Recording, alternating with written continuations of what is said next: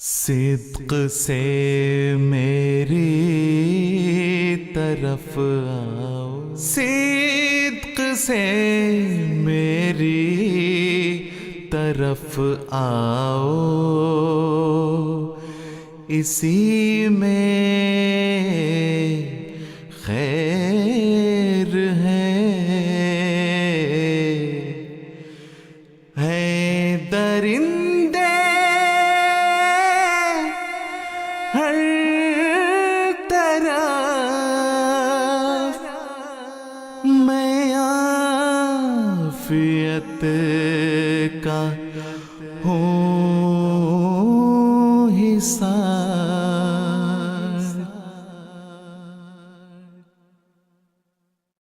بسم اللہ الرحمن الرحیم۔ السلام علیکم ورحمۃ اللہ وبرکاتہ۔ MTA انٹرنیشنل کے نئے پروگرام حصار عافیت کے ساتھ ہم آپ کی خدمت میں حاضر ہیں اور خلوص دل سے آپ سب کو خوش آمدید کہتے ہیں۔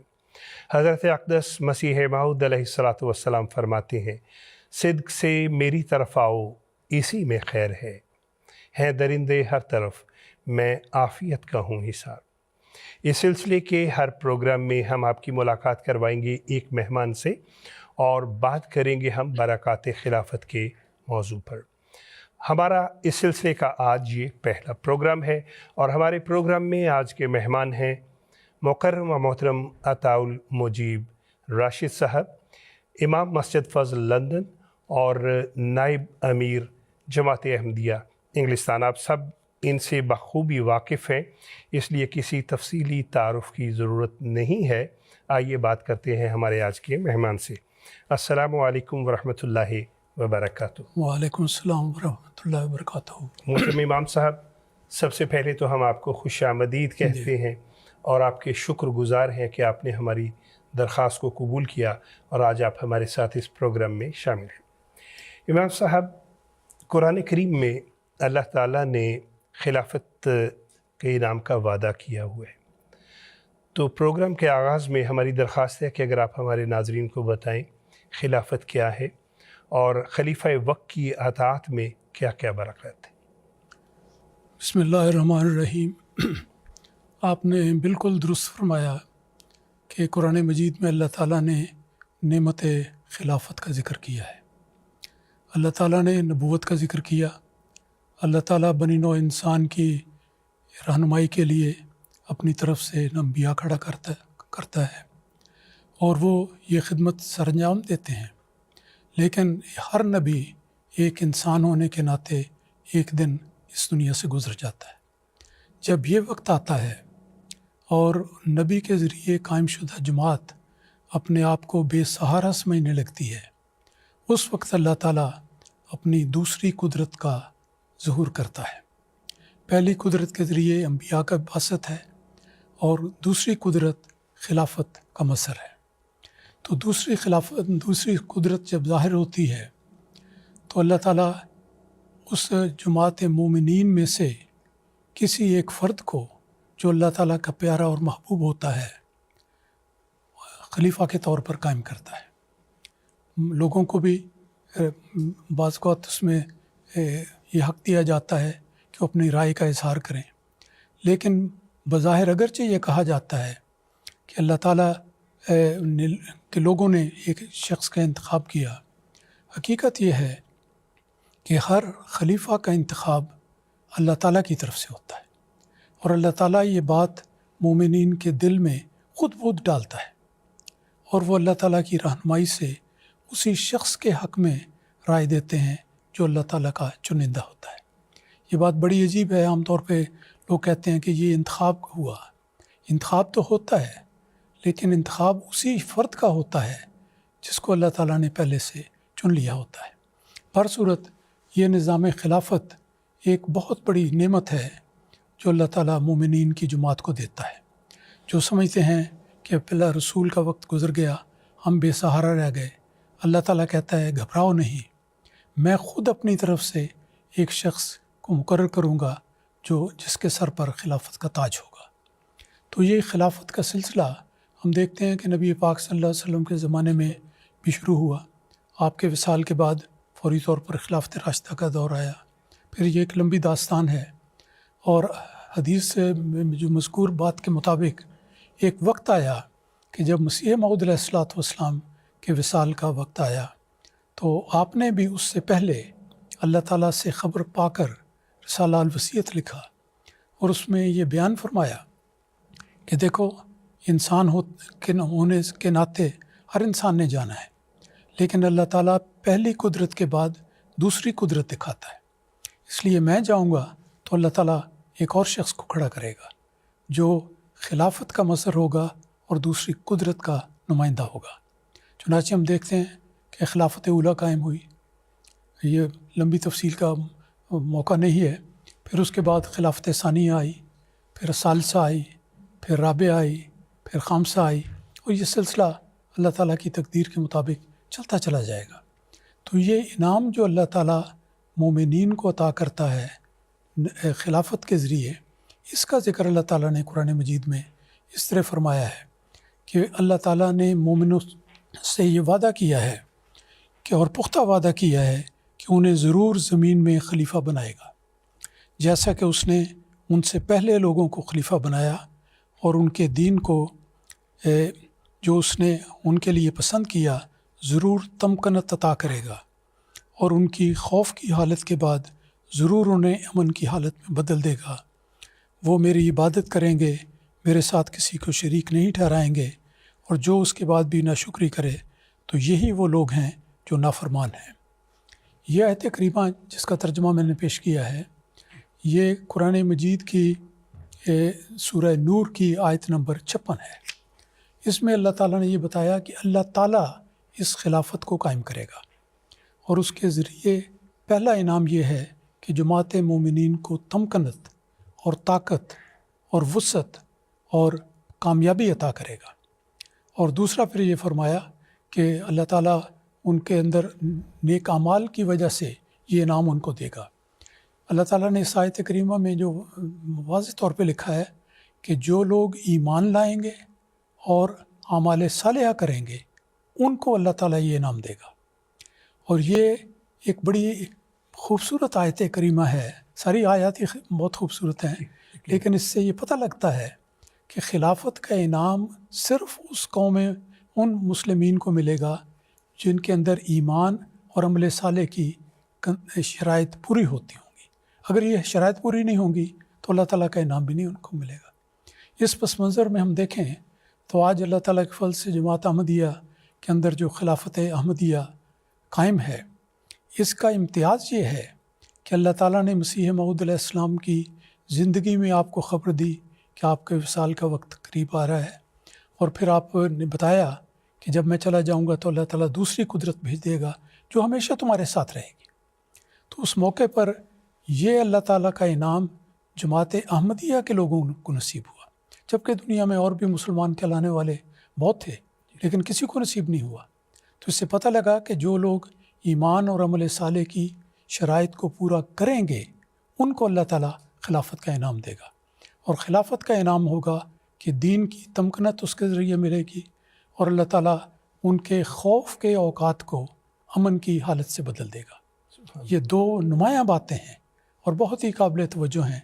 ایک تو یہ کہ اللہ تعالیٰ اس طریق پر جو خلافت کو قائم کرے گا، اس کے نتیجے میں کلمہ حق اور کلمہ اسلام دنیا میں پھیلے گا، اور بڑے مستحکم طور پر، وسیع طور پر دنیا کے کناروں تک اس کی آواز جائے گی اور یہ پیغام دیا جائے گا. پھر جب یہ ایک طرف کامیابیاں ہوں گی تو ظاہر بات ہے کہ جو لوگ اس دائرے سے باہر ہیں وہ مخالفت بھی کرتے ہیں، اور بڑی سخت مخالفت کرتے ہیں. جماعت احمدیہ کی ساری تاریخ بھی بتاتی ہے کہ اس پر ہر دور خلافت میں مخالفتیں ہوئیں، لیکن ہر دور میں اللہ تعالیٰ نے اپنے اس وعدے کو سچ کر دکھایا. اور جو ہی مخالفین نے سر اٹھایا، اللہ تعالیٰ کی قادرانہ قدرت کا ظہور ہوا، اور اللہ تعالیٰ نے جماعت مومنین کو تمکنت عطا کی اور کامیابی عطا کی. اور تو یہ دو باتیں بڑی اہمیت ہیں، اور یہ باتیں دراصل شناخت کا ذریعہ ہیں کہ آج اس وقت دنیا میں کون سی جماعت مومنین ہے جس کو اللہ تعالیٰ نے ایمان اور عمل صالح کی شرائط پوری کرنے کے نتیجے میں یہ خلافت کا انعام اس دیا نعمت سے نوازا ہے. اور یہ انعام اللہ تعالیٰ نے صرف جماعت احمدیہ کو عطا کیا ہے. اب دیکھ لیں دنیا میں کتنے لوگ ہیں جو مسلمان کہلاتے ہیں لیکن ان میں خلافت نہیں. جو بچی کھچی خلافت نام کی خلافت تھی وہ بھی 1924 میں ختم ہو گئی. اور یہ خلافت احمدیہ اللہ تعالیٰ کے فضل سے قائم ہے، قائم و دائم ہے اور ترقی پذیر ہے. اس کی آواز ساری دنیا کے کونے تک جاتی ہے اور خلیفہ وقت کو اللہ تعالیٰ کی طرف سے طاقت دی جاتی ہے، فہم عطا کیا جاتا ہے، رہنمائی دی جاتی ہے اور وہ پھر ساری جماعت کے سر پر ایک تاج کے طور پر ہوتا ہے. ایک اللہ تعالیٰ کی غیر معمولی نعمت ہوتی ہے جس کے سائے میں جماعت ہمیشہ ترقی کرتی چلی جاتی ہے. تو یہ ایک خاکہ ہے جماعت احمدیہ کا جو اس کو باقی سارے مسلمانوں کی جماعت سے ممتاز کرتا ہے اور ثابت ہو جاتا ہے کہ یہی ایک جماعت ہے آج دنیا کے پردے پر جو ایمان لانے کے اور عمل صالح کرنے کے تقاضوں کو پورا کرنے والی ہے. بہت خوبصورت امام صاحب، بہت پیارے طریقے سے، بہت خوبصورت طریقے سے آپ نے ہمیں بتایا. امام صاحب، ہماری خوش قسمتی ہے آج آپ ہمارے ساتھ موجود ہیں اور ہمیں علم ہے اللہ تعالیٰ کے فضل سے آپ نے تو حضرت خلیفۃ المسیح ثانی رضی اللہ عنہ کا دور دیکھنے کا بھی موقع ملا اور پھر حضرت خلیفۃ المسیح الثالث رحمہ اللہ کے دور میں بھی آپ صدر خدام الاحمدیہ تھے. تو یقیناً اگر ہم ان ادوار پہ بھی بات کریں تو لیکن چونکہ ہر پروگرام کا ایک بہرحال مخصوص وقت ہے، ہم بات شروع کرنا چاہیں گے سن 1984 سے. 1984 کا جو سال ہے یہ جماعت احمدیہ کی تاریخ میں ایک سنگ میل کی حیثیت رکھتا ہے جب حضرت خلیفۃ المسیح الرابع رحمہ اللہ ہجرت کر کے یہاں انگلستان میں تشریف لاتے ہیں. اس وقت آپ یہاں پہ بطور امیر جماعت انگلستان خدمات سر انجام دے رہے تھے. امام صاحب، کچھ ہمارے ناظرین کو بتائیے کہ حضور کے یہاں پہ تشریف لانے سے پہلے یہاں پہ کیا تھے، کیا ماحول تھا، حضور کے آنے کے ساتھ ہی کیا ترقیات کا جو ایک نیا باب شروع ہوا. بات یہ ہے کہ آپ نے ایک سوال بظاہر چھوٹا سا کیا ہے لیکن بہت بڑا اور گہرا اور بہت وسیع سوال ہے. اور خلیفۃ المسیح رابع رحمہ اللہ تعالیٰ کے یہاں پر تشریف لانے کا واقعہ اپنی ذات میں ایک بہت بڑا نشان تھا. اللہ تعالیٰ خلافت کے ساتھ غیر معمولی نشانات ہمیشہ دکھاتا رہا ہے، خلافت اولیٰ میں بھی، ثانیہ میں بھی، ثالثہ میں بھی. اور جب رابعہ کا دور آیا تو اس وقت کے عامر نے ایک نہایت ظالمانہ آرڈیننس جماعت کے خلاف جاری کیا جس کے مطابق کوئی شخص جو اپنے آپ کو احمدی کہتا ہو وہ اللہ اور رسول کا نام، قرآن کا نام، رسول پاک صلی اللہ علیہ وسلم کا نام لے نہیں سکتا، اسلام کی کوئی بات نہیں کر سکتا. تو ایسی صورت ہو گئی کہ جس میں خلیفہ وقت اس کو مجبور کر دیا گیا کہ وہ ان باتوں سے بچتے ہوئے جو کرنا چاہے وہ کرے. وہ کر ہی کیا سکتا تھا. تو گویا صورتحال اس ظالمانہ آرڈیننس کی ایسی بنا دی کہ خلیفہ وقت کے لیے خلافت کی ذمہ داریوں کو ادا کرنا اس لحاظ سے ناممکن ہو گیا. اللہ تعالیٰ راستے کھولنے والا ہے اور اللہ تعالیٰ نے راستے کھولے. تو اس موقع پر جب یہ ظالمانہ آرڈیننس آیا تو حضرت خلیفۃ المسیح رابع رحمہ اللہ تعالیٰ نے سب سے پہلے اللہ تعالیٰ سے رہنمائی طلب کی، پھر جماعت کے دوستوں سے مشورہ کیا اور بالآخر یہ فیصلہ کیا آپ نے کہ آپ اس ملک کو چھوڑ جائیں. یہ اس ملک کی بدنصیبی کہ وہاں سے خلافت رخصت ہوئی، لیکن اللہ تعالیٰ نے اپنے اللہ تعالیٰ کی طرف سے جو نمایاں ترقی اس جماعت کو دینی مقدر کی گئی تھی وہ اسی طرح اس کا دور چلتا رہا. تو بات اس طرح ہے کہ حضور نے پاکستان سے ہجرت کی اور ہجرت ایسے حالات میں کی جب کہ غیر معمولی تائید آپ کے ساتھ نہ ہوتی تو ہجرت ناممکن تھی. میں یقین سے کہہ سکتا ہوں اور دل کی گہرائی سے عرض کرتا ہوں کہ یہ آپ کی ہجرت کا واقعہ ہجرت مدینہ کے واقعے سے ملتا ہے. جس طرح رسول پاک صلی اللہ علیہ وسلم نے مخالفین کے مظالم سے کی انتہا ہو جانے پر اللہ تعالیٰ کی اذن سے ہجرت کی مکے سے مدینہ کی طرف، اسی طرح خلیفہ وقت نے بھی اللہ تعالیٰ کی اذن سے اور جماعت کے مشورے سے اس وقت فیصلہ کیا کہ آپ انگلستان تشریف لے جائیں. تو آپ تشریف لے گئے، لیکن انتہائی نگہداشت کے دائرے دائیں بائیں اوپر نیچے ہر طرف پھیلے ہوئے تھے، لیکن اللہ تعالیٰ نے اسی طرح حفاظت کی جس طرح میں پھر کہوں گا کہ رسول پاک صلی اللہ علیہ وسلم کی حفاظت اللہ تعالیٰ نے فرمائی۔ تو آپ اس اللہ تعالیٰ کی تائید اور نصرت کے حوالے کراچی پہنچے۔ کراچی پہنچنے پر بھی بڑی لمبی باتیں ہیں۔ پاسپورٹ آپ نے پیش کیا تو جس پر واضح لکھا ہوا ہے کہ Mirza Tahir Ahmad head of the Ahmadiyya movement.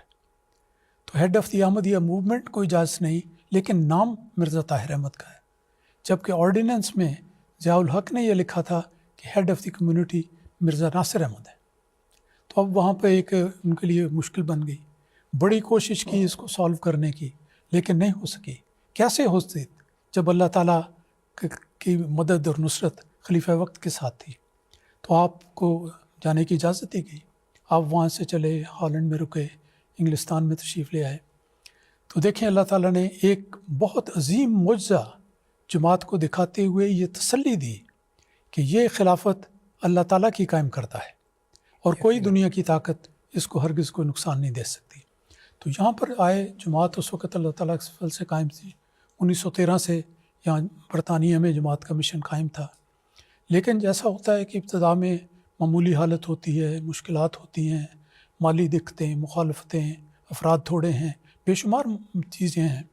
اسی طرح جماعت اللہ تعالیٰ کے فضل سے نمایاں طور پر کام کر رہی تھی، لیکن ایک لمیٹڈ طور پر، ایک محدود طور پر، کیونکہ وسائل اس قسم کے نہیں تھے۔ تو اس موقع پر حضور رحمہ اللہ تعالیٰ کے یہاں تشریف لانے سے میں یہ سمجھتا ہوں کہ جماعت میں ایک غیر معمولی انقلابی تبدیلی پیدا ہوئی، اور حضور نے اپنے بہت بلند عزائم کے نتیجے میں جماعت کے اندر ایک نئی روح پھونک دی۔ آپ نے آتے ہی تبلیغ کا نعرہ بلند کیا اور جماعت کو تبلیغ کی طرف دعوت دی۔ تربیت کے تقاضے آپ نے واضح کیے، اس کی طرف جماعت کو توجہ دلائی۔ پھر اس طرح جماعت کو ایک مثال دیتا ہوں کہ حضور نے یہاں آتے ہی غالباً 1 یا 2 مہینے کے اندر اندر فرمایا کہ جماعت نے ترقی کرنی ہے، جیسا حضور کو کامل یقین تھا اور ہو رہی ہے اللہ کے فضل سے۔ تو آپ نے فرمایا کہ جماعت نے ترقی کرنی ہے لیکن ہمارے پاس جگہ نہیں ہے۔ تو فوری طور پر خطبہ جمعہ میں آپ نے فرمایا کہ انگلستان کی جماعت کو اور جرمنی کی جماعت کو اپنے بڑے جلسوں کے لیے بڑی جگہیں تلاش کرنی ہوں گی۔ چنانچہ دیکھیں 2 مہینے، کم و بیش 2 مہینے کے وقفے میں، تھوڑے سے عرصے میں جماعت احمدیہ انگلستان کو 25 ایکڑ کی اراضی اسلام آباد میں خریدنے کا موقع مل گیا۔ اسی طرح چند مہینوں کے بعد جرمنی کو بھی اسی سال کے اندر انہوں نے ناصر باغ کی قطع زمین انہوں نے حاصل کر لیا۔ تو دیکھیں خلیفہ وقت کے منہ سے جو بات نکلتی ہے، اللہ تعالیٰ کے فرشتے اس کے سامان پیدا کر دیتے ہیں۔ سبحان اللہ۔ اور بظاہر ایسی چھوٹی جماعت کی اتنی بڑی رقم، لاکھوں کی بات ہو رہی ہے اور ہم ہزاروں میں کھیل رہے تھے، تو کیسے ہو جائے گا؟ لیکن خلیفہ وقت نے ارشاد فرمایا، لوگوں نے وعدے کیے، فوری طور پر رقم بھی میسر آ گئی، جگہ بھی آ گئی۔ حضور نے جا کے دیکھا، دعا کی، اس جگہ اثر کی نماز پڑھائی اور اگلے دن فرمایا کہ ہاں یہ لے لیجیے۔ اور بولی میں یا آکشن ہوئی، اس میں اتنی ہی رقم جو حضور نے فرمائی تھی، اتنی رقم میں وہ جگہ مل گئی۔ سبحان اللہ۔ تو حضور نے اس پر بے انتہا خوشی کا اظہار کیا، اور جرمنی کا بھی میں ذکر کر چکا ہوں۔ تو یہ باتیں ہیں جو جماعت کے اندر ترقی کی بنیاد بنی۔ تو اسی طرح اس جماعت کے اندر پہلے مشن تھوڑے تھے، پھر زیادہ مشن کھل گئے کیونکہ حضور کی توجہ تھی۔ پھر مساجد کی تعداد تھوڑی تھی، مساجد بھی بننی شروع ہو گئیں۔ لٹریچر کی طرف جائیں تو لٹریچر تھوڑا سا شائع ہوتا تھا، تھوڑا سا فروخت ہوتا تھا۔ اس کے لیے پریس یہاں پہ قائم کر دیا گیا، پریس کے ذریعے لٹریچر شائع ہونے شروع ہوا، مبلغین کا نظام وسیع ہوا، جماعتوں کی تعداد بڑھ گئی۔ تو حضور کے خطبات جمعہ نے ایک نئی زندگی جماعت کو عطا کی، اور یہ اس کا تھوڑا سا میں ذکر کیا ہے کہ کس طرح ایک انقلاب کی بنیاد رکھ دی گئی، اور پھر حضوری کے ذکر میں یقیناً یہ بہت بڑی بات۔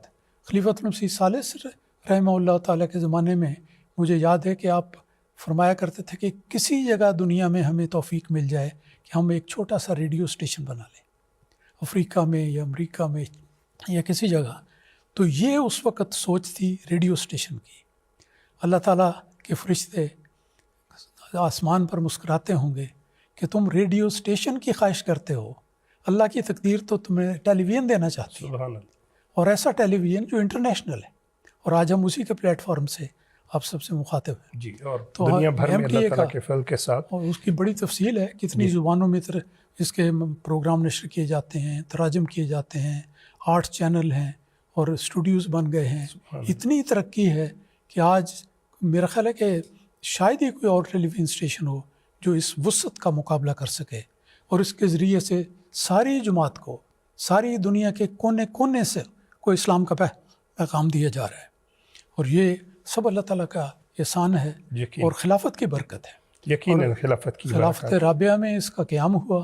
اب خلافت خامسہ میں دیکھیں کہ کس طرح اس ٹیلی ویژن کو اللہ تعالیٰ نے وسعت دی. ترقیات کا سلسلہ جتنی جاری. باتوں کا میں نے ذکر کیا ہے وہ ساری خلافت خامسہ میں ہوئی ہے. جی بالکل.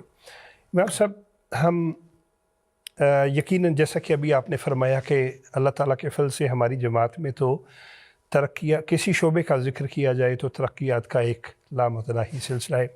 امام صاحب، 19 اپریل سن 2003 میں حضرت خلیفۃ المسیح الرابع رحمہ اللہ کی رحلت کا واقعہ پیش آتا ہے. ایک غم کا وقت تھا، غم کا ماحول تھا. 19 اپریل سے لے کے خلافت خامسہ کے انتخاب تک یہ جو ایک جماعت میں غم کی کیفیت تھی، خوف کی کیفیت تھی، اللہ تعالیٰ نے کیسے اسے اپنے وعدوں کے مطابق تمکنت میں، امن میں بدلا، اور ایک مرتبہ پھر لوگوں کے چہروں پہ خوشی کی لہر دوڑ گئی، دل اطمینان سے بھر گئے، اللہ تعالیٰ کی حمد سے بھر گئے. امام صاحب، آپ نے وہ جو وقت ہے اس کو ہم سب کی نسبت زیادہ قریب سے دیکھا. آپ کچھ ان دنوں کا بتائیے ہمیں. یہ بھی پہلے سوالوں کی طرح بڑا چھوٹا سا سوال ہے اور بڑا لمبا جواب ہے. بہرحال میں کوشش کرتا ہوں. یقیناً آپ نے صحیح کہا کہ جس وقت حضرت خلیفۃ المسیح رابع رحمہ اللہ کا وصال ہوا، یہ ایک زبردست جھٹکا تھا ساری جماعت کے لیے. دنیا کے کونے کونے میں آمدی غم سے رنجور ہو رہے تھے اور سمجھ نہیں آتی تھی عام لوگوں کو کہ اس کا کیا بنے گا. لیکن اللہ تعالیٰ نے سلسلہ ایسا بنایا ہے کہ ایک رہنما اٹھتا ہے تو دوسرا آتا ہے، دوسرا جاتا ہے تو تیسرا آتا ہے، اور اس طرح اللہ تعالیٰ کی تقدیر ان چنندہ لوگوں کو منصب امامت پر لے آتی ہے اور خلافت کا نظام قائم ہوتا ہے، جو اس موقع پر ہوا. لیکن تھوڑا سا اگر پس منظر میں جائیں تو حضرت مرزا مسرور احمد صاحب جو اس وقت ناظر اعلیٰ تھے، وہ اطلاع ملتے ہی، جس وصال کی اطلاع ملی جب، تو اس کے بعد فوراً انہوں نے سفر کی تیاری کی، کیونکہ وہ اس وقت ایک خلیفہ وقت کی عدم موجودگی میں ناظر اعلیٰ ساری جماعت کے امور کا نگران ہوتا ہے. تو آپ نے فوری طور پر کچھ اپنے عمائدین کو ساتھ لیا، کچھ نمائندگان کو آپ سفر کر کے آ گئے. بلکہ میرے سننے میں آیا ہے کہ حضور نے اپنے آنے کے لیے ایک چھوٹا سا بیگ تیار کیا اور چند کپڑے اس میں رکھے. تو آپ کی بیگم نے کہا کہ یہ تھوڑا سا آپ سامان لے جا رہے ہیں، تو مطلب کہ کیا یہ کافی ہوگا؟ تو حضور نے بولا ٹھیک ہے، میں وہاں جا رہا ہوں. تو جا کے وہ جو کارروائی ہے وہ ہو گئی. تو جو ہی میں اس کام سے فارغ ہوا، 1 ہفتے میں واپس آ جاؤں گا. لیکن اللہ تعالیٰ مسکراتا ہوگا کہ اس کو پتہ نہیں کہ کیا ہونے والا ہے. تو اللہ تعالیٰ کی تقدیر اور کام کر رہی تھی. بہرحال حضور یہاں پر تشریف لے آئے. میرا حضور سے روا میں 1 یا 2 دفعہ چھوٹی چھوٹی ملاقاتیں ہوئیں، لیکن کچھ زیادہ گہرا تعارف نہیں تھا. حضور یہاں تشریف لے آئے اور حضور اس وقت جماعت کے سب امور کے بحیثیت ناظر اعلیٰ نگران تھے، اور یہ عاجز اس وقت مجلس انتخاب کا سیکرٹری تھا. تو ظاہر ہے کہ مجھے ہر بات حضور سے رہنمائی لینی تھی. تو حضور جب تشریف لے آئے تو آپ نے خود فرمایا، میں حضور کا لفظ بیان کرتا ہوں کیونکہ اس کے اور کوئی لفظ زبان پہ مجھے جچتا نہیں. تو حضور نے خود مجھے فرمایا کہ دیکھیں آپ کی ذمہ داری بڑی اہم ہے اور آپ کو بار بار کئی باتیں پوچھنے کی، بتانے کی ضرورت محسوس ہوگی. تو یہ دیکھیں مسجد کے قریب میری فلاں جگہ رہائش ہے، آپ جس وقت چاہیں آ جائیں، کوئی روک نہیں ہے، کوئی حجاب نہ کریں. میں نے کہا عرض کی میں انشاءاللہ اسی طرح ہوگا. اس کے بعد اگلے دن کی بات ہے کہ ایک صبح میں بہت جلدی تو نہیں، اپنے خیال میں نے سمجھا کہ آپ تہجد اور فجر اور اس ناشتے کے بعد آرام کر لیں. تو جب اس کے بعد میں کوئی 9-10 بجے کے قریب پہنچا تو پتہ نہیں ساری رات ہی میرا خیال ہے جگراتے میں گزری ہوگی، پریشانی میں، فکر میں، دعا میں. تو میں نے نوک کیا دروازے پہ، نہیں کھلا. دوسری دفعہ نوک کیا تو آپ نے دروازہ کھولا. آپ قمیص شلوار میں ملبوس تھے اور آپ کی آنکھیں بتا رہی تھیں سرخی کی وجہ سے کہ آپ کی نیند پوری نہیں ہو سکی. پتہ نہیں کس درد میں، کس کرب میں اور کس کیفیت میں آپ نے رات بسر کی. تو آپ نے فوراً فرمایا بڑی خوش دلی سے، مسکراہٹ سے کہ ہاں ہاں آ جائیے. تو میں حضور کے سامنے بیٹھ گیا دوسری چارپائی پہ. تو فرمایا آپ نے کہ اچھا بتائیں کیا بات ہے. میں نے وہ جو 2-3 باتیں تھیں وہ میں نے پوچھی. تو آپ نے بڑی تسلی سے، بڑی اطمینان سے، محبت سے سب باتوں کی وضاحت کی. اور اس کے بعد میں چھٹی لے کے آپ سے اجازت لے کے آ گیا. تو لیکن پھر میں نے سوچا کہ آئندہ یہ نہ کیا جائے کہ میں خود وہاں جاؤں، بار بار آپ کے آرام میں خلل نہ ہو. تو اگلے دن ہوا ایک ضروری خط تھا، تو میں نے وہ خط کسی لفافے میں بند کر کے ایک خادم کو دیا کہ وہ جا کے دے آئے آپ کو. تو دے گیا. اس کے تھوڑی دیر بعد ظہر کی نماز کا وقت تھا. تو میں ابھی نماز کے لیے اٹھا نہیں تھا، دروازہ کھلا تو حضور خود وہی خط اپنے ہاتھ میں لیے میرے دفتر میں آ گئے. اور میں بھی کھڑا ہو گیا. تو کھڑے ہی ہونا تھا. تو حضور نے فرمایا کہ آپ نے یہ جو خط لکھا ہے، بھجوایا ہے، اس کا یہ جواب ہے، وہ آپ اس جماعت کو بھجوا دیں. تو میں نے کہا انشاءاللہ اسی طرح ہوگا. تو میں آج تک سوچتا ہوں کہ کہاں یہ عاجز دفتر میں بیٹھا کام کر رہا ہے اور حضور اپنی اس بلند شان کے ساتھ اور اپنی شفقت کے ساتھ وہ ایک خط ہاتھ میں پکڑے ہوئے، بجائے اس کے کہ کسی خادم کو دیں یا اس پہ نوٹ لکھ کے بھجوا دیں، آپ خود تشریف لائیں. پھر دیکھیں ایک بڑا دلچسپ واقعہ ہوا انہی دنوں میں. یہ ابھی انتخاب خلافت سے 1 یا 2 دن پہلے کی بات ہے. آپ آ چکے تھے، اگلے دن کی بات ہے. وہ باہر خدام کی ڈیوٹی تھی گیٹ پہ، اور لوگوں کی چیکنگ کر کے ان کے کارڈ وغیرہ پھر اندر جانے کی اجازت دیتے تھے. حضور جب اندر جانے لگے تو ایک خادم تھا، وہ آپ کو نہیں پہچانتا تھا کیونکہ اکثر لوگ تو جانتے ہی نہیں تھے، تعارف نہیں تھا. تو اس خادم نے آپ کو روک لیا. تو آپ نے کوئی اس پر ناراضگی کا اظہار نہیں کیا، بلکہ رک گئے. اور اتنی دیر میں اتفاق سے میرے بڑے بھائی مرحوم مطاع الکریم صاحب شاہد وہ وہاں پہ تھے.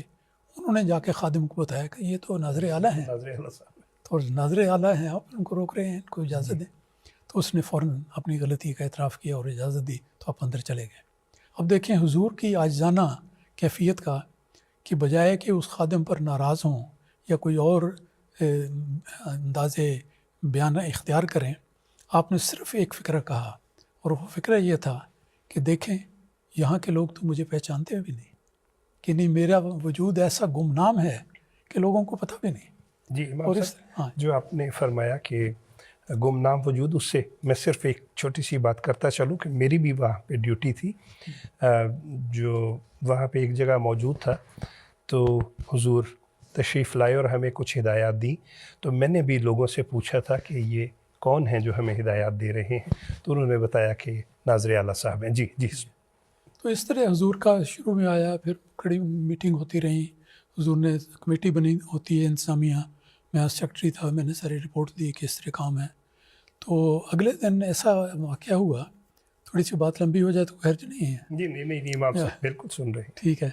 وہ یہ ہے کہ 2 نمائندگان ایسے تھے پاکستان سے آنے والے جو یہاں پر پہنچ گئے، لیکن ایئرپورٹ پر ابھی آئے تھے اور ادھر سے وقت ہو رہا تھا انتخاب خلافت کے اجلاس کا.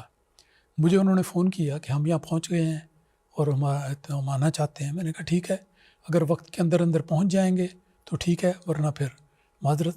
تو وقت پر کارروائی شروع ہو جائے گی اور یہ وقت مقرر ہے، انصار نہیں کسی کا ہوگا. تو وہ کہنے لگے ٹھیک ہے. تو بات مختصر کرتے ہوئے میں بتاتا ہوں کہ حضور اس وقت تشریف لے آئے اس انتخاب کے اجلاس سے پہلے، تو باہر کھڑے تھے. باہر ہم نے شناخت کرنے کے لیے 2 نمائندگان، ایک یورپ سے اور ایک پاکستان سے رکھا تاکہ صحیح آدمی کی شناخت ہو. تو حضور وہاں کھڑے تھے. ان 2 آدمیوں کے جو ایئرپورٹ پر تھے کارڈ بنا لیے گئے، میں نے دستخط کر دیے.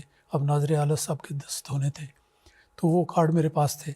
آپ مسجد کے سامنے ٹہل رہے تھے اور یہ اس انتظار میں کہ یہ لوگ آ جائیں تو وہ دستخط کریں اور وہ اندر چلے جائیں. الحمدللہ قصہ مختصر کہ وہ آ گئے، اندر آئے، حضور نے دستخط کیے، وہ اندر چلے گئے. اور مسجد میں داخل ہونے کے بعد ساری مسجد بھر گئی، چھوٹی سی مسجد ہے. بیٹھ کے لوگ، تو سب سے آخر میں جو وجود داخل ہوا وہ حضور کا وجود تھا. سبحان. حضور بالکل آخر میں داخل ہوئے، اور پھر اس کے بعد مسجد کی چابی میری جیب میں تھی، میں نے مسجد کو لاک کر دیا اور بند. تو اس سب باقی کارروائی بسیع راز اس مسجد میں ہوئی. تو حضور اندر جا کے، جو اندر ایک کیبن سا بنا ہوا ہے داخلے کے بعد، اس کے ساتھ ٹیک لگا کے وہاں پہ بیٹھ گئے، جو گویا سب حاضرین سے پیچھے تھا. اور پھر کارروائی ہوئی، اس کی لمبی تفصیل ہے اور اس کے ذکر کا یہ موقع نہیں. لیکن جو کچھ ہوا اس کے بعد ویڈیو تو نہیں بنی، لیکن آڈیو دنیا نے سنی. لیکن دیکھیے ایک عجیب نشان کہ یہ ایک گمنام شخص، بظاہر دنیا کی نظر میں پتہ نہیں کیا سوچتے ہوں گے لوگ، لیکن اللہ تعالیٰ جاننے والا ہے. اللہ تعالیٰ ہر انسان کی پاتال تک اس کی نظر ہے، اور اللہ تعالیٰ جانتا ہے کہ کس کو میں نے انتخاب کیا ہے. اس وقت میں ایک میاں بیوی کا میں واقعہ سنا دیتا ہوں، بڑا ایمان افروز ہے. میاں یہاں پر آئے ہوئے تھے اور کرسنال روڈ پر بیٹھے ہوئے تھے، کیونکہ یہ سڑکیں بند کر دی گئی تھی. 11,000 کا مجمع تھا اس وقت مسجد فضل کے باہر، جو لوگ انتظار کر رہے تھے. اس کی وائف نے ایک یورپین ملک میں اس وقت ٹیلی ویژن دیکھ رہی تھی، اور دیکھتے دیکھتے ابھی کچھ بھی نہیں ہوا تھا، انتظار کے مرحلے تھے، اور اس کو نیند آ گئی. اس نے خواب میں دیکھا، خواب میں یہ دیکھا کہ آسمان سے تیز روشنی کا گولا ہے، وہ نیچے اترا ہے، اور نیچے اترتے یہ وہ مسجد فضل کے اوپر آ گیا ہے، اور وہاں آ کے ذرا ٹھہرا ہے. اور پھر تھوڑی دیر کے بعد وہ گولا وہ مسجد کے اندر آیا ہے، اور وہاں پر بیٹھے ہوئے ایک شخص کے سینے میں وہ ساری کی ساری روشنی اندر جا کر جذب ہو گئی ہے. سبحان اللہ. اور اس عورت کو بتایا گیا کہ اس شخص کا نام مرزا مسرور احمد ہے. وہ عورت خواب سے اٹھی بڑی پریشان کہ یہ نام تو میں نے سنا ہی نہیں، مجھے پتہ ہی نہیں کون ہے، تو یہ کیا سنا. فوراً اپنے خامد کو فون کیا، وہ سڑک پر تھے یہ گریسنال روڈ پہ. اس نے خامد نے سنا، اور اس نے کہا کہ میں بھی نہیں جانتا. اچھا. اب یہ دیکھیں اللہ تعالیٰ نے گواہ وہ بنائے جن کے بارے میں یہ سوچا بھی نہیں جا سکتا تھا کہ انہوں نے اپنی سوچ سے کسی آدمی کا نام سوچا ہوگا. وہ نام جو بتایا گیا، نہ اس کو خامد جانتا ہے نہ بیوی جانتی ہے. اور اتنی دیر میں اندر سے کارروائی پوری ہو گئی، اور پھر وہ اعلان کا وقت آ گیا. اللہ تعالیٰ نے مجھے یہ سعادت اور توفیق دی کہ میں نے سب سے پہلے اس کا اعلان کیا تھا. بلکہ یہ بھی عرض کرتا چلوں کہ یہ جو اصطلاح ہے حضرت خلیفۃ المسیح الخامس ایدہ اللہ تعالیٰ بنصر العزیز، یہ سب سے پہلے اس عاجز نے ان الفاظ کو ادا کیا اور ساری دنیا نے جی امام صاحب، مجھے بالکل یاد ہے، اس وجہ سے کہ میں بھی وہاں پہ گریسن ہال پہ باہر جو احباب بیٹھے ہوئے تھے، میں بھی وہاں پہ موجود تھا. امام صاحب بہت آپ نے ہمیں اچھا لگ رہا ہے، آپ نے سارا بتایا. امام صاحب جب یہ خلافت خامسہ کا آغاز ہوتا ہے، اللہ تعالیٰ کے فضلوں کے نظارے ہم دیکھتے ہیں، اور وہ بھی ایک لمبی تفصیل ہے، اس کے کئی پہلو ہیں. امام صاحب اگر ہم بات کریں اس پہلو سے کہ 9/11 کا جو واقعہ ہوا تھا وہ ابھی تک دنیا کے ذہنوں میں محفوظ تھا، اور عالمی میڈیا جو ہے وہ اسلام کو ایک دہشت گرد مذہب کے طور پہ پوری دنیا کے سامنے پیش کر رہا تھا، اور پوری دنیا میں غالباً یہ تصور بڑھتا جا رہا تھا کہ اسلام جو ہے یہ ایک نفرت کا مذہب ہے، تشدد کا، دہشت گردی کا مذہب ہے. حضرت امیر المومنین ایدہ اللہ تعالیٰ بنصر العزیز نے ہر میدان میں، ہر پلیٹ فارم پہ اسلام کی خوبصورت تعلیم کا جو ہے جو چہرہ ہے وہ پوری دنیا کے سامنے پیش کیا. اس حوالے سے اگر آپ ہمیں کچھ بتائیں.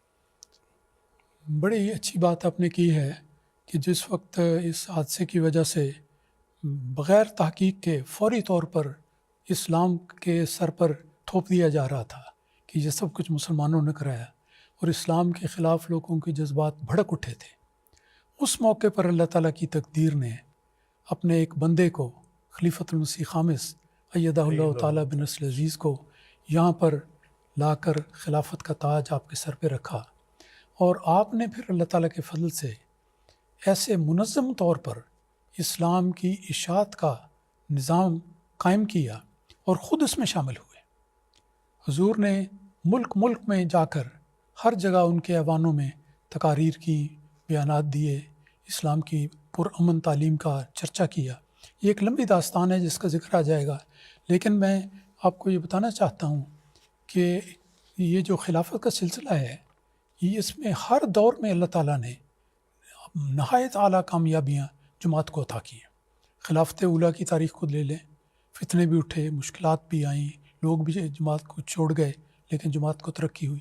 خلافت ثانیہ کا دور ہے، اس میں دیکھیں کتنی مخالفتیں ہوئی، کتنی سازشیں اٹھی، پھر جماعت کو اپنے مرکز سے بے دخل ہونا پڑا اس رنگ میں کہ درویشان کرام تو قادیان میں رہے، لیکن خلیفہ وقت کو اس جگہ سے آنا پڑا۔ تو حضرت مسلم موعود رضی اللہ تعالیٰ عنہ نے پھر دیکھیں کس طرح جماعت کی قیادت کی، اس نے روا شہر کو آباد کیا۔ لوگ کہتے ہیں کہ ایک درخت کو ایک جگہ سے اٹھا کر دوسری جگہ لگانا بڑا کام ہوتا ہے، یہاں تو آپ نے فرمایا خود کہ یہ تو ایک سارے گلستان کو ایک جگہ سے لے کے دوسری جگہ لگانے والی بات ہے۔ آپ نے مرکز روا وہاں پہ قائم کیا، پھر آپ نے جو جہاد کیے، تفسیر کبیر کا، تفسیر صغیر کا، پھر انوار العلوم کا، پھر اور بے شمار ہیں، اور کتنے فتنے اس زمانے میں اٹھے، بے شمار فتنے، ان سب کو اللہ تعالیٰ نے ختم کر دیا۔ تو جس طرح مخالفت ہوتی رہی ہر دور میں، اور ہر مخالفت کے جواب میں اللہ تعالیٰ کی تائید و نصرت کے نظارے وہ لوگ دیکھتے رہے۔ تو اسی طرح اگر دیکھا جائے ایک طائرانہ نظر سے، تو میں کچھ قوائف آپ کے سامنے رکھنا چاہتا ہوں جس سے یہ پتہ لگے گا کہ خلافت کے زیر سایہ ترقیات کس طرح ہوئیں۔ اگر اس دور میں آ جائیں کہ آج ہم 2002 میں ہیں، 2022 میں آ گئے، تو اس میں کس طرح جماعت کی ترقیات ہوئی ہیں، تو میں چند قوائف آپ کے سامنے رکھتا ہوں۔ جی ضرور۔ کہ جماعت جس کی ابتدا 75 افراد سے ہوئی تھی، مسیح موعود علیہ السلام کے ہاتھ پر انہوں نے بیعت کی تھی، آج بڑھتے بڑھتے لاکھوں کروڑوں میں جا چکی ہے۔ تو قوائف کچھ اس طرح پر ہیں کہ اس وقت 213 ممالک میں جماعت احمدیہ مضبوطی سے قائم ہے۔ ماشاء کہاں قادیان ایک چھوٹی گمنام بستی، باہر کے اس کے لوگ بھی نہیں جانتے تھے، باہر کے لوگ بھی نہیں جانتے تھے، آج 213 ملکوں میں صدائے قادیان، اسلام کی آواز، اسلام کا پیغام جا رہا ہے۔ پھر ساری دنیا میں 9000 مساجد قائم ہیں، 9000 مساجد، ایک ایک مسجد کو بنانا مشکل ہے، لیکن 9000 مساجد ہو چکی ہیں، اور تیزی سے یہ سفر جاری ہے۔ پھر ساری دنیا میں اس وقت 27 ریڈیو اسٹیشن قائم ہیں جو مختلف علاقوں میں اسلام کی اشاعت اسلام میں مصروف ہیں۔ 17 زبانوں میں MTA پر پروگراموں کے رواں تراجم ہوتے ہیں، 17 زبانوں میں، اور ہیومینٹی فرسٹ 60 ملکوں میں بڑی ہی کامیابی کے ساتھ مصروف عمل ہے، خدمت خلق کے کام کر رہی ہے۔ 90 ممالک میں 591 لائبریریاں قائم ہو چکی ہیں۔ تبلیغی کتب 40 زبانوں میں 36 لاکھ سے زیادہ شائع ہو چکی ہیں۔ 103 ممالک میں قریباً 70 لاکھ لیفلیٹ تقسیم ہو چکے ہیں۔ یہ سارے سالوں کی ایک تعداد ہے۔ 2 کروڑ سے زائد افراد تک میڈیا کے ذریعے پیغام حق پہنچ چکا ہے۔ پھر اس کے بعد دنیا میں 10 سے زائد مختلف ممالک میں جامعات قائم ہیں۔ مختلف ممالک میں جماعت کی پرنٹنگ پریس قائم ہیں، جن کی تعداد بھی روز بروز بڑھ رہی ہے۔ الحمدللہ۔ مختلف زبانوں میں جماعتی ویب سائٹس جاری ہیں۔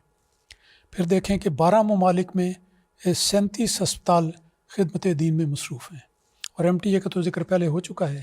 ایک MTA عالمگیر ٹیلی ویژن نیٹ ورک ہے جو بے شمار زبانوں میں پیغامات دیتا ہے، پھر اس کے تراجم ہوتے ہیں۔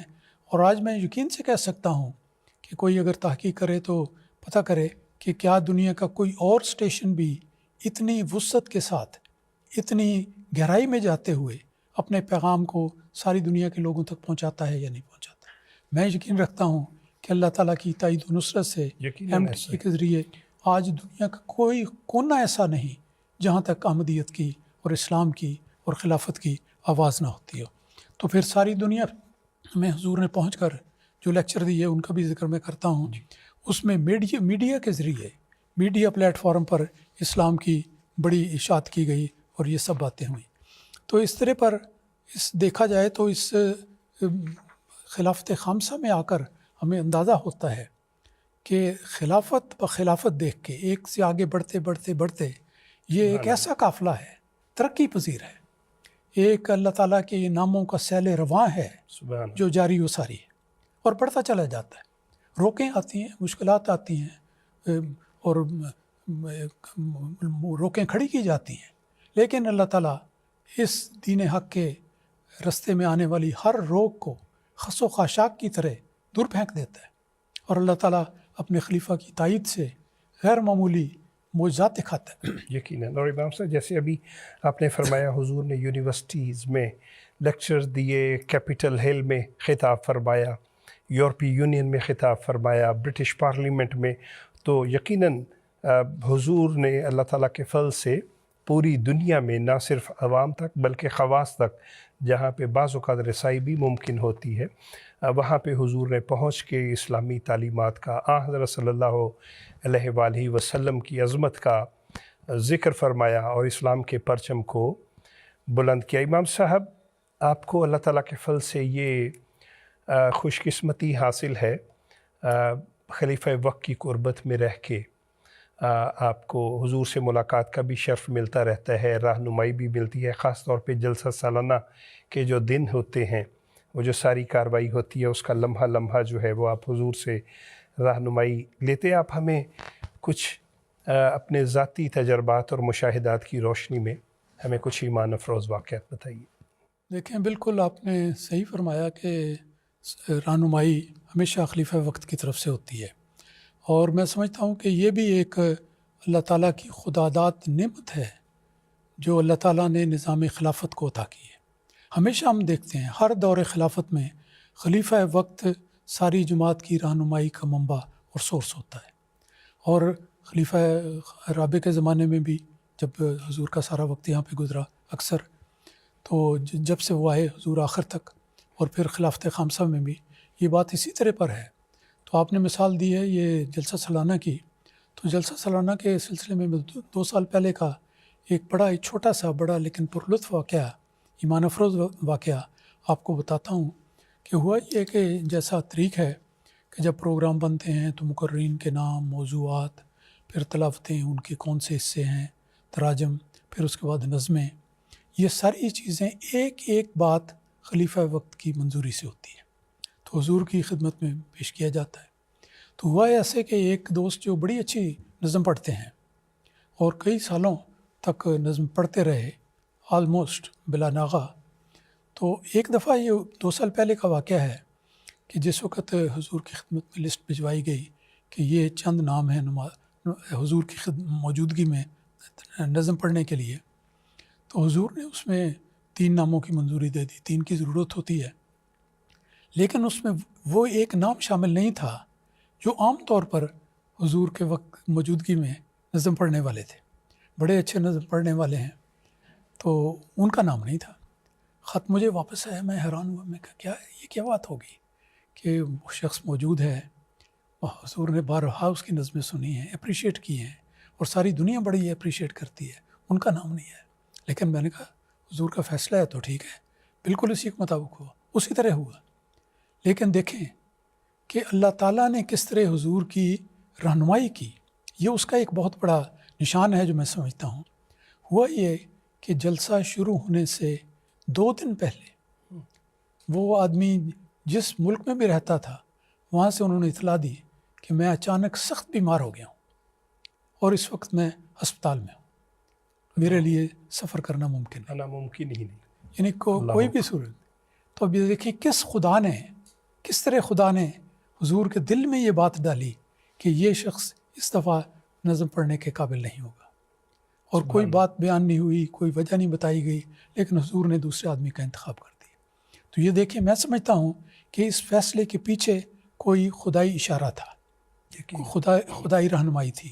تو اسی طرح ہوتا ہے، اور کئی باتیں ایسی ہو جاتی ہیں جس میں میں اپنا ایک مثال اور دیتا ہوں آپ کو، کہ چند سال پہلے کی بات ہے کہ میں اور میری اہلیہ حضور کی اجازت سے ہم چند دن ذرا اسپین کی دھوپ سے مزے لینے کے لیے چھٹی لی کہ ہم اسپین 1 ہفتے کے لیے چلے جائیں۔ حضور نے بڑی خوشی سے اجازت دی، اور میں نے یہ بھی ذکر کیا جانے سے پہلے صبح کے وقت، جمعرات کا دن تھا، میں نے یہ عرض کیا کہ حضور میں جا رہا ہوں، جیسے حضور نے اجازت دی ہے۔ تو جو ترجمہ میں کرتا ہوں انگریزی میں حضور کے خطبے کا، اس کے لیے یہ سوچا ہے کہ اس خطبے کا ترجمہ اسپین سے ہو جائے.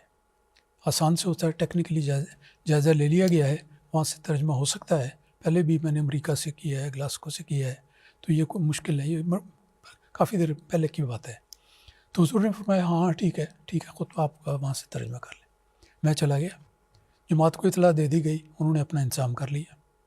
اگلے دن کی بات سنیں کہ جمعہ ہوا، میں جمعے کی تیاری کر کے تیار ہوا، تو اس سے پہلے مجھے جماعت والوں نے بتایا کہ حضور کی طرف سے ہدایت آئی ہے کہ خطبے کا ترجمہ اسپین سے نہیں بلکہ لندن سے ہوگا.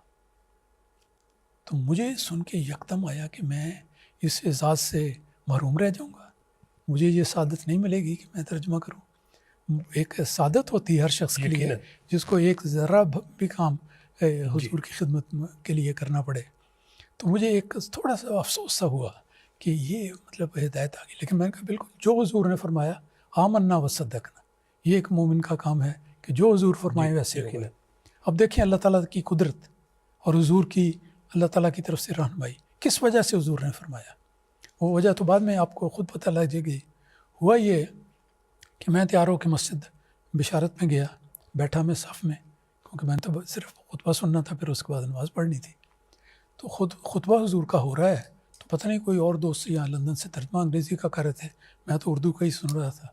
تو ترجمہ چل رہا تھا حضور کا خطاب. تھوڑی دیر کے بعد اچانک طوفانی صورت پیدا ہوئی اور تیز ہوا کی جھکڑ چلنے لگی اسپین میں، حیدرآباد میں. اور جماعت نے مسجد کے اوپر ایک ڈش لگایا ہوا تھا، وہ ڈش ہل گیا، جس کے نتیجے میں اندر پکچر آنی بات نہ کوئی، نہ تصویر نہ آواز. تو فوراً ایک آدمی نے رکھا ہوا تھا، غالباً انتظام کیا ہوتا ہے احتیاطی طور پہ، ایک وہ لے آیا سیڑھی پر چڑھ کر اوپر گیا چھت پہ، جا کے اس نے اپنے ہاتھ سے اس کا اینگل ٹھیک کیا، تو پھر آواز آنی شروع ہو گئی. تو یہ میں اندر بیٹھا ہوا مسجد میں دیکھ رہا تھا.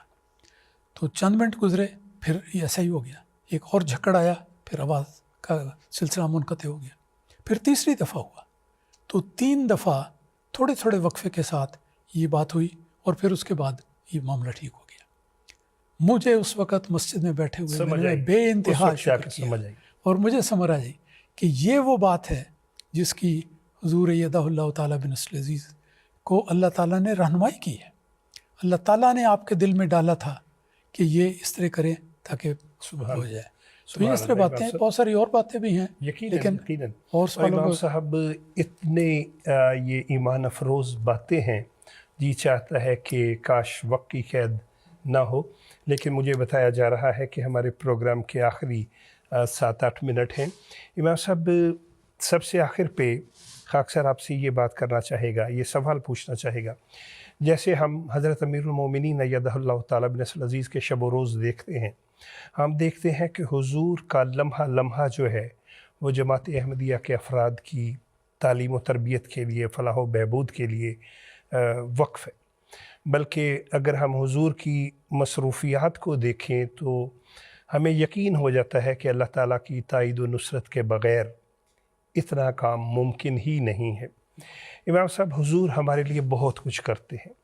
افراد جماعت جو ہیں وہ کیسے خلیفہ وقت کے بہترین مددگار بن سکتے ہیں، کیسے اپنی محبتوں کا، چاہتوں کا اظہار کر سکتے ہیں؟ اس سوال کی طرف جو بڑا اہم سوال آپ نے کیا ہے، جی اس سے آنے سے پہلے میرے دل میں ایک اور بات آئی ہے جی کہ دیکھیں، ایک دفعہ ایک آدمی نے حضور سے یہ سوال کر دیا کہ حضور آپ کی سچائی، یعنی آپ اگر خلیفۃ المسیح ہیں تو اس بات کی صداقت کا ثبوت کیا ہے؟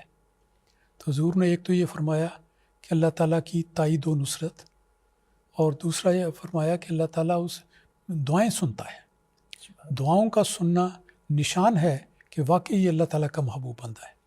اور باقی تائید و نصرت اس کے نظارے تو آپ نے ذکر کیے ہیں، یہاں پہ میں نے بھی بہت ساری باتیں بیان کی ہیں. دعاؤں کی قبولیت کا ایک واقعہ میں پہلے سنا دیتا ہوں، پھر آپ کے سوال کی طرف آؤں گا. مجھے یہاں برطانیہ میں دورہ کرتے ہوئے ایک جگہ ایک گھر میں جانے کا اتفاق ہوا.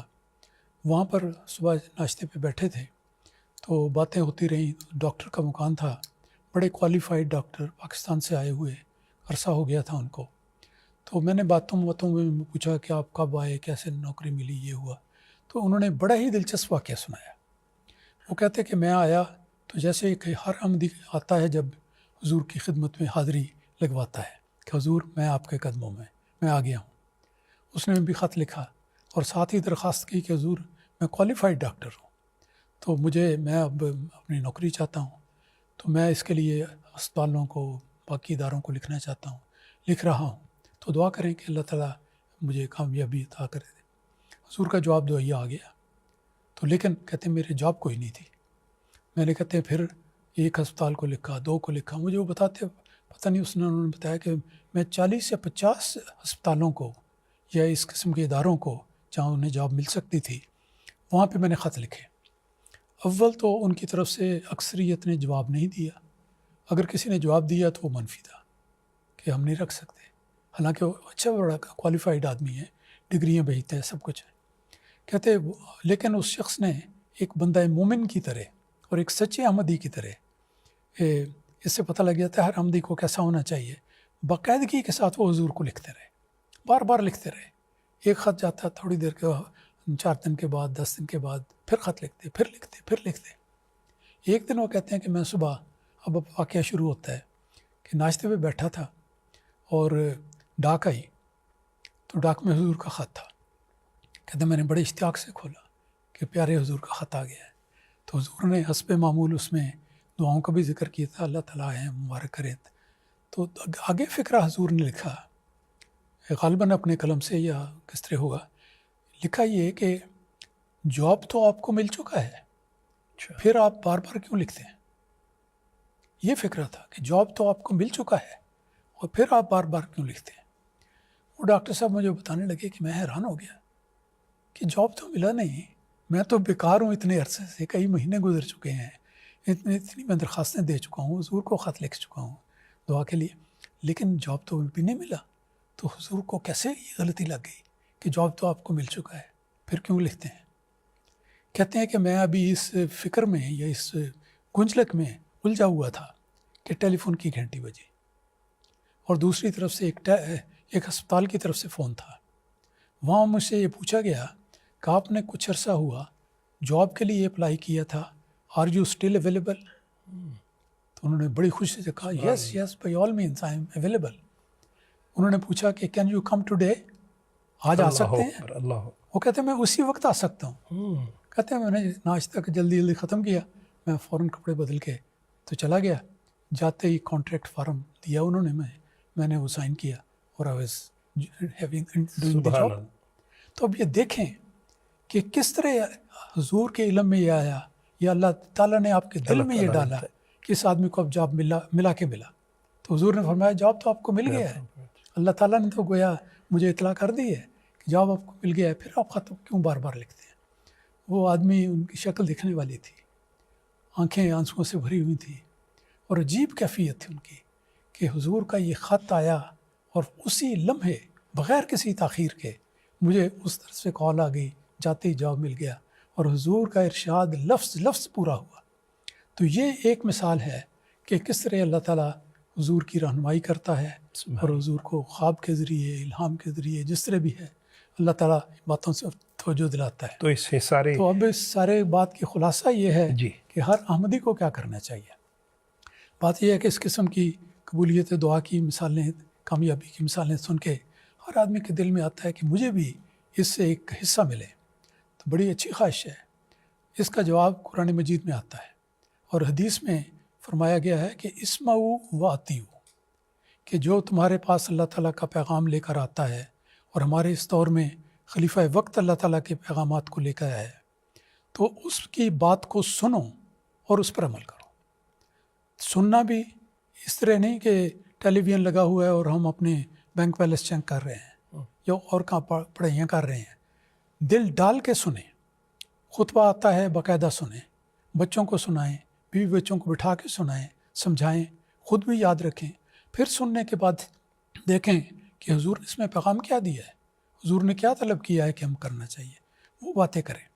تو یہ جو ہے اس کا مختصر جواب کہ ہر احمدی کا یہ فرض بنتا ہے کہ جب انہوں نے خلیفہ وقت کو اللہ تعالیٰ کا مقرر کردہ خلیفہ تسلیم کیا ہے، وہ اللہ تعالیٰ کا چنندہ ہے اور میں ہزار بار بھی کوئی مجھے کہے میں بباغ دہل اس بات کا اعلان کروں گا کہ خلیفہ وقت اللہ تعالیٰ کا چنندہ ہوتا ہے.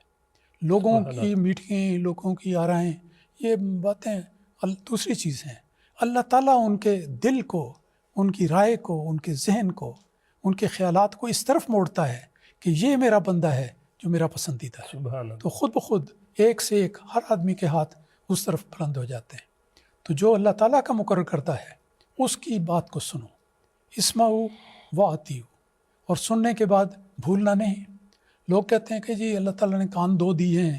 بعض نادان لوگ کہتے ہیں جی کہ اللہ تعالیٰ نے کان دو دیے ہیں، ایک کان سے سنو اور دوسرے کان سے نکال دو.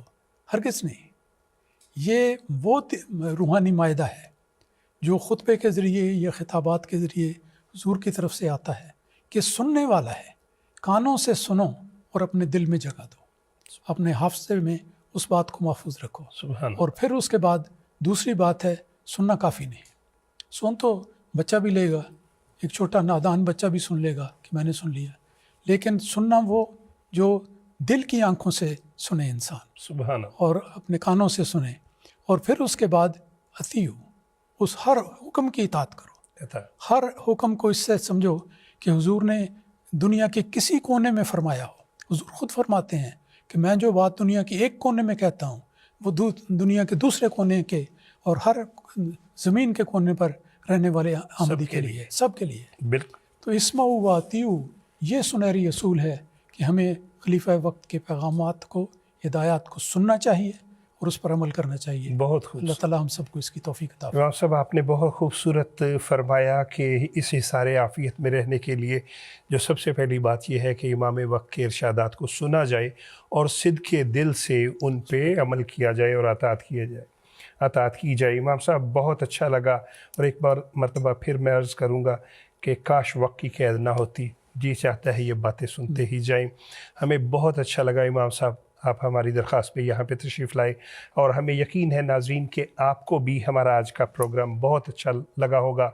آپ نے ہمیں ضرور بتانا ہے کہ آپ کو ہمارا یہ آج کا پروگرام کیسا لگا ہے. پروگرام کے اختتام میں حضرت اقدس مسیح موعود علیہ السلام کے دو خوبصورت اشعار آپ کی سماعتوں کی نظر کرتے چلیں.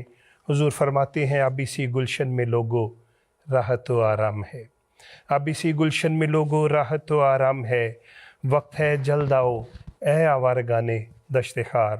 ہر طرف آواز دینا ہے ہمارا کام آج. جس کی فطرت نیک ہے وہ آئے گا انجام کا. حصار عافیت کی ٹیم کو اجازت دیجیے. السلام علیکم ورحمۃ اللہ وبرکاتہ.